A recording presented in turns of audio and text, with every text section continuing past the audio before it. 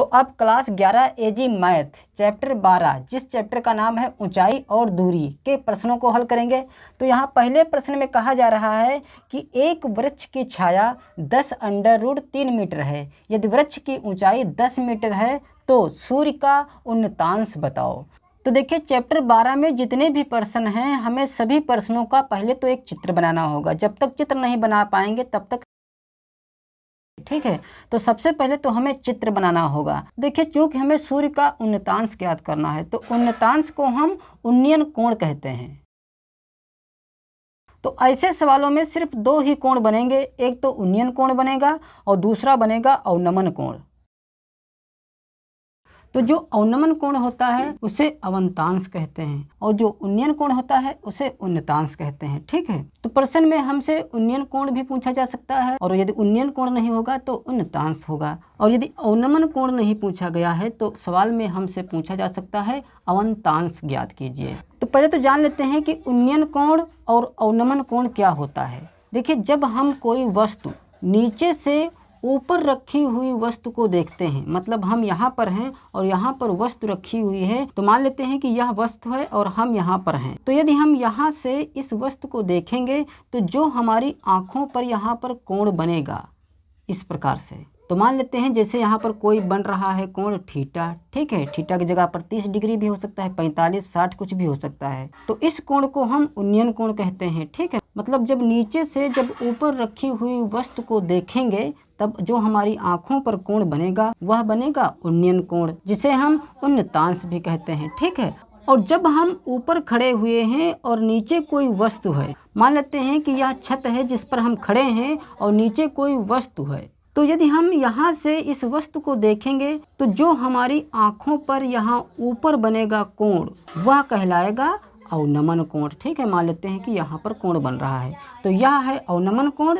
और यह है उन्नयन कोण। तो चूंकि यहाँ पर हमें सूर्य का उन्नतांश ज्ञात करना है, मतलब हमें उन्नयन कोण ज्ञात करना है, तो सबसे पहले तो हम एक चित्र बना लें। तो चित्र कैसे बनाएंगे, क्योंकि प्रश्न कह रहा है कि एक वृक्ष की छाया 10√3 मीटर है यदि वृक्ष की ऊंचाई 10 मीटर है। तो सबसे पहले तो मान लें कि यह एक वृक्ष है। ठीक है, और जैसा कि हम जानते हैं कि जब सूर्य इधर होगा तब इस वृक्ष की परछाई इधर बनेगी और जब सूर्य इधर होगा तो वृक्ष की परछाई इधर बनेगी। ठीक है, तो हम किसी और भी बना सकते हैं परछाई को, यदि सूर्य इधर है तब परछाई इधर बन जाएगी। ठीक है, तो यह एक पेड़ है और इस पेड़ की जो ऊंचाई है वह है 10 मीटर, तो यहाँ पर लिख दें 10 मीटर, जो कि यह एक पेड़ है, और इस पेड़ की जो परछाई है वह है 10√3 मीटर, और इन दोनों कोणों को मिला दें तब यह बन जाएगा एक समकोण त्रिभुज। और चूंकि हमें उन्नतांश ज्ञात करना है, मतलब कोण यहाँ पर तो बनेगा नहीं, कोण यहाँ पर बनेगा, तो हमें यह कोण ज्ञात करना है। मान लेते हैं कि यह कोण थीटा है। तो जो यह समकोण त्रिभुज बना है तो इसका हम नाम दे सकते हैं। मान लेते हैं यह कोण बी है, यह सी है और यह ए है। तो यह एक समकोण त्रिभुज बन गया जिस त्रिभुज का नाम है ABC।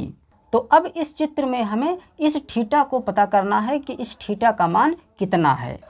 तो चूंकि चित्र तो बना ही लिया गया है, इसलिए जब हम हल करेंगे तो डायरेक्ट लिखेंगे चित्रानुसार।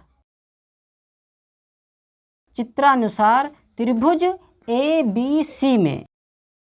तो अब देखिए जैसा कि हम चैप्टर 8 में सीख चुके हैं त्रिकोणमितीय अनुपातों के बारे में, तो त्रिकोणमितीय अनुपातों में साइन होता है, कोस होता है और टैन होता है। ठीक है, इनके अतिरिक्त इनके व्युत्क्रम भी होते हैं, कोसेक, सेक, कोट।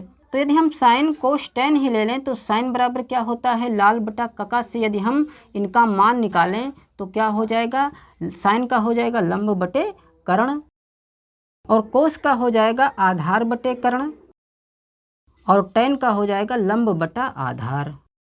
तो अब हम यहाँ से उस त्रिकोणमितीय अनुपात को लेंगे जिनके मान इस चित्र में हमारे पास दिए हुए हों। ठीक है, तो जैसा कि हम जान चुके हैं कि 90 डिग्री के सामने वाली जो भी भुजा होती है वह कहलाती है कर्ण। ठीक है, तो यह जो भुजा है AC, तो यह तो है कर्ण, और जिस कोण को हमें ज्ञात करना होता है, जैसे कि यहाँ पर हमें थीटा कोण ज्ञात करना है, तो इसके सामने वाली जो भुजा होगी वह होगी लंब, और जो शेष भुजा बच जाएगी वह हो जाएगी आधार। तो यह हो जाएगी आधार, क्योंकि यह बची है शेष भुजा।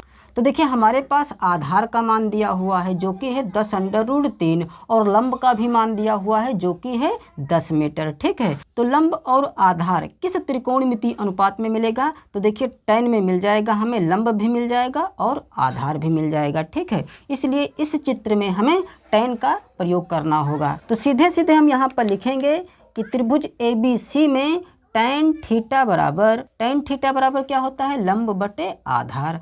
तो लंब दिया हुआ है 10, तो 10 और बटे में रखेंगे आधार, जो कि आधार का मान दिया हुआ है 10√3। तो अब इसे हल कर लें तो क्या हो जाएगा? यहाँ से देखिए 10 से यह 10 कट जाएगा, तो ऊपर तो बच जाएगा 1, तो यह हो जाएगा tan थीटा बराबर 1/√3।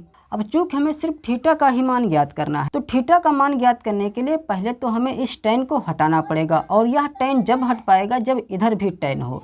तो हम जानते हैं कि जो 1/√3 है यह tan में कितने का मान है? तो tan में यह 30 अंश का मान होता है, क्योंकि tan 30 अंश का जो मान होता है वह होता है 1/√3। ठीक है, तो जो यहाँ पर यह 1/√3 है तो इसकी जगह पर हम tan 30 अंश लिख सकते हैं। तो यह हो जाएगा tan थीटा बराबर tan 30 अंश। तो अब देखिए इधर भी tan है, इधर भी tan है, तो इस tan से यह tan कट जाएगा, तो हमारे पास बचेगा सिर्फ इधर थीटा बचेगा और इधर बच जाएगा 30 डिग्री। ठीक है, तो थीटा का मान आ गया 30 डिग्री, अतः यही हो जाएगा हमारा आंसर। अतः हम यहाँ पर नीचे लिख सकते हैं कि अतः सूर्य का उन्नतांश बराबर 30 डिग्री।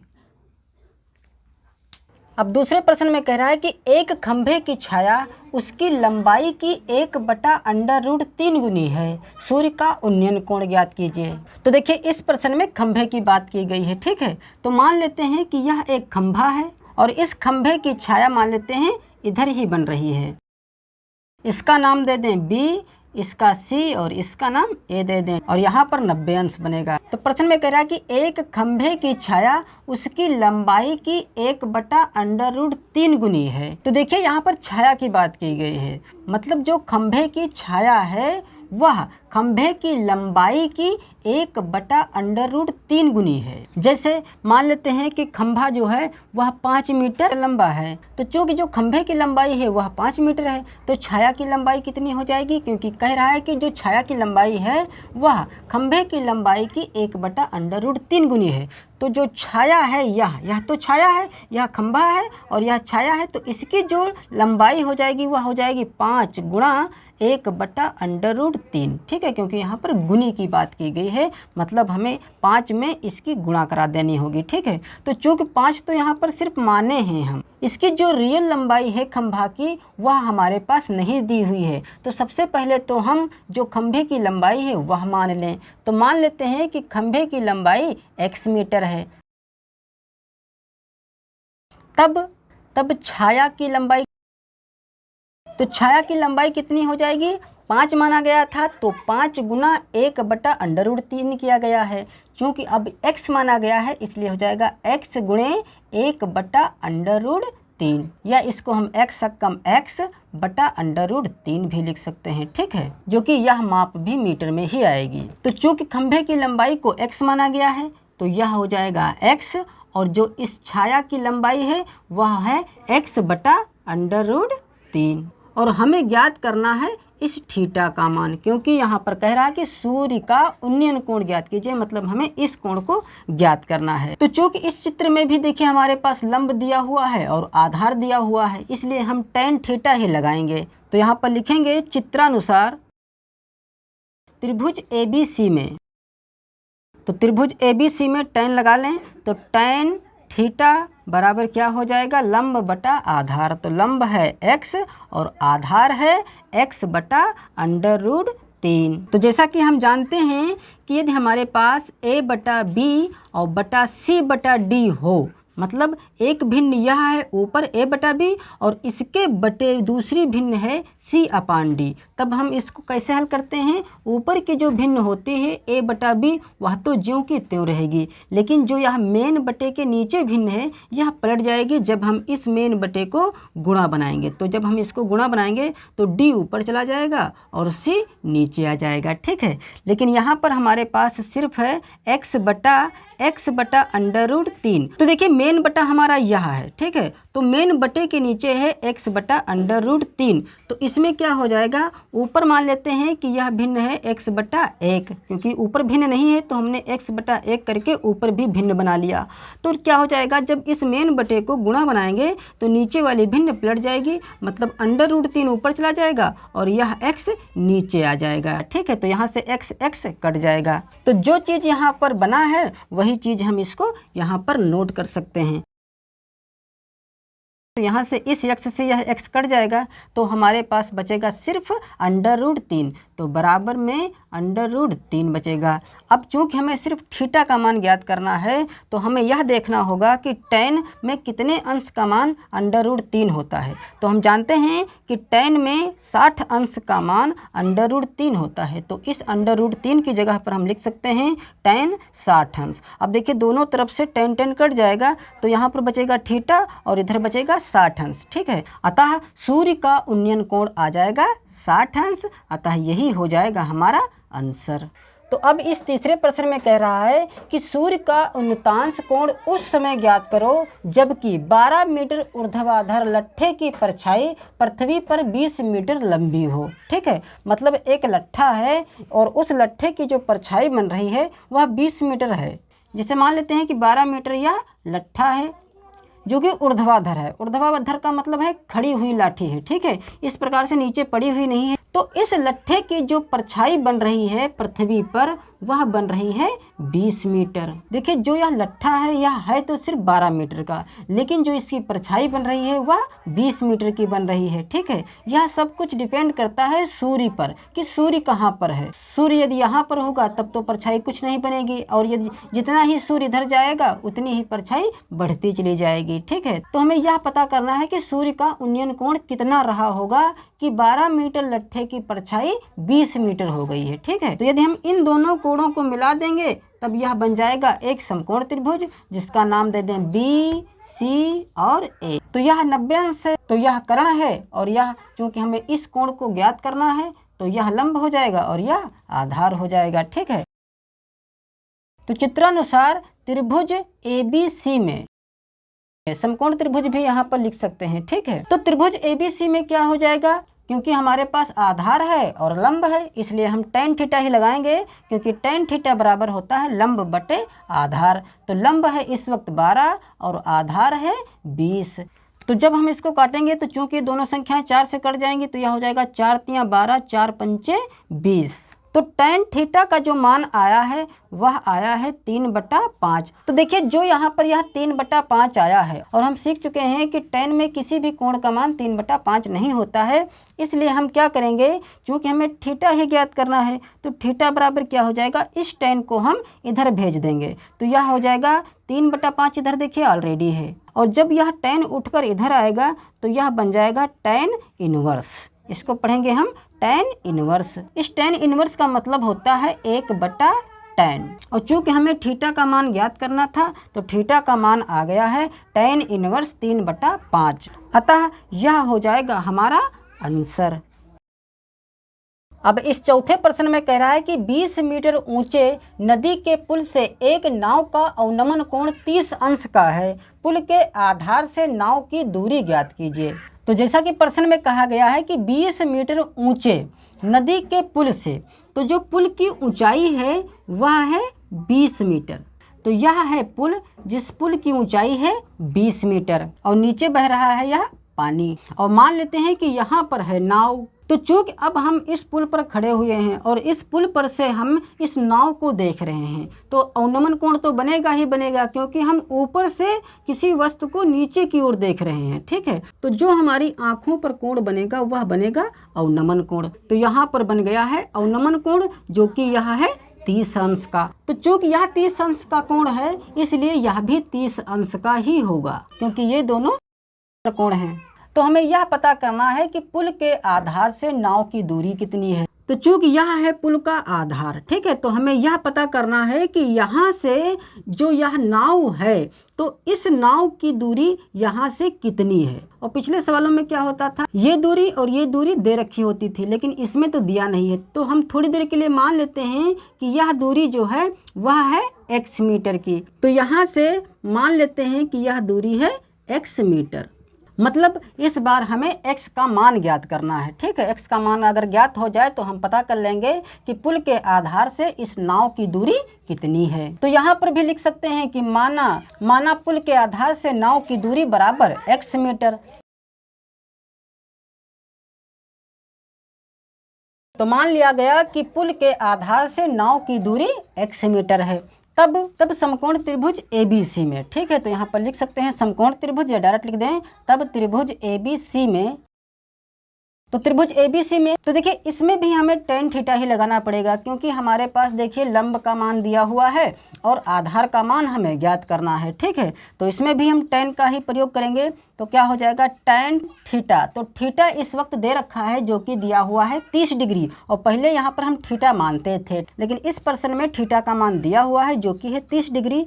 तो यहाँ पर लिखेंगे tan 30 डिग्री बराबर लंब बटा आधार। तो लंब दिया हुआ है 20 मीटर और आधार का मान x माना गया है। तो अब हम tan 30 अंश का यहाँ पर मान रख सकते हैं। तो tan 30 अंश का मान होता है 1/√3 बराबर 20/x। तो अब हम क्रॉस मल्टीप्लाई कराएंगे, तो x की गुणा 1 से कराएंगे और 20 की गुणा √3 से कराएंगे। तो यह हो जाएगा x अकम x और बराबर 20 की गुणा √3 से कराएंगे, तो यह हो जाएगा 20√3। अतः पुल के आधार से नाव की जो दूरी है वह है 20√3 मीटर, ठीक है। और चाहे तो √3 का हम मान रख सकते हैं, जो कि √3 का मान होता है 1.732। तो यह हो जाएगा 20 गुणे √3 का मान रख दें 1.732। तो जब हम इसकी गुणा कराएंगे 20 में, तो यह आ जाएगा x बराबर 34.640। तो इस जीरो को हटा सकते हैं मीटर, ठीक है। अतः यह हो जाएगा हमारा आंसर। अब 5वें प्रश्न में कह रहा है कि एक सीढ़ी दीवार के सहारे इस प्रकार खड़ी है कि उसका ऊपर का सिरा भूमि से 7.5 मीटर ऊंची मकान की खिड़की से टिका हुआ है और नीचे का सिरा भूमि पर दीवार से 4 मीटर की दूरी पर है। सीढ़ी की लंबाई तथा उस कोण का साइन और कोसाइन ज्ञात करो जो सीढ़ी भूमि से बनाती है। तो मान लेते हैं कि यह एक सीढ़ी है।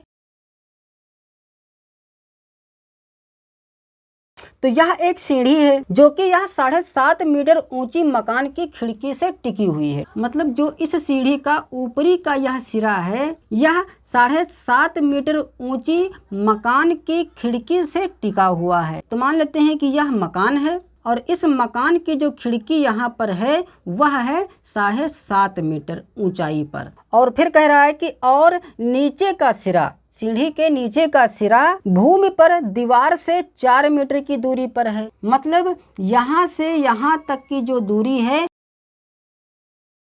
तो हमें यह पता करना है कि इस सीढ़ी की जो लंबाई है वह कितनी है, और साथ में हमें यह भी पता करना है कि जो यहाँ पर यह कोण बन रहा है तो इस कोण का हमें साइन भी ज्ञात करना है और कोसाइन भी ज्ञात करना है। तो साइन का मतलब हमें साइन थीटा ज्ञात करना है और कोसाइन का मतलब हमें कोस थीटा ज्ञात करना है, ठीक है। तो हमें 3 चीजें ज्ञात करनी है, एक साइन थीटा, कोस थीटा और इस सीढ़ी की लंबाई। तो पुनः देखिए हमारे पास एक समकोण त्रिभुज ABC बन गया, ठीक है।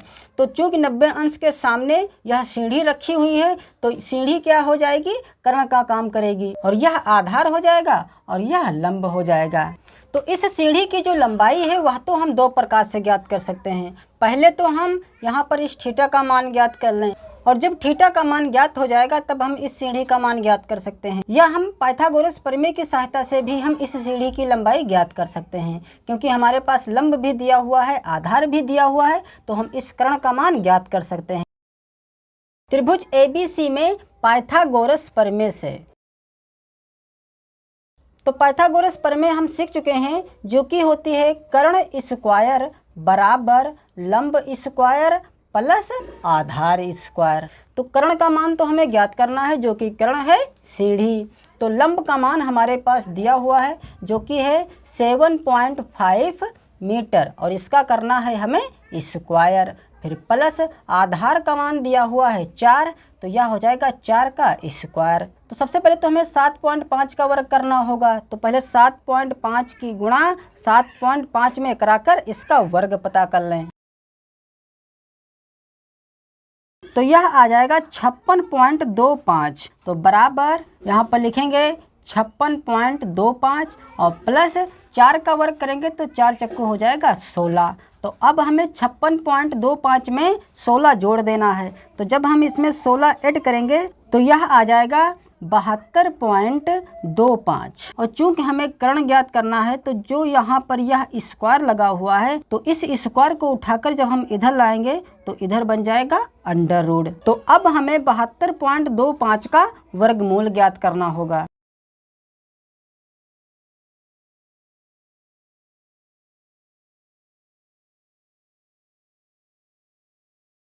अतः सीढ़ी की लंबाई बराबर 8.5 मीटर। अब हमें ज्ञात करना है साइन और कोसाइन।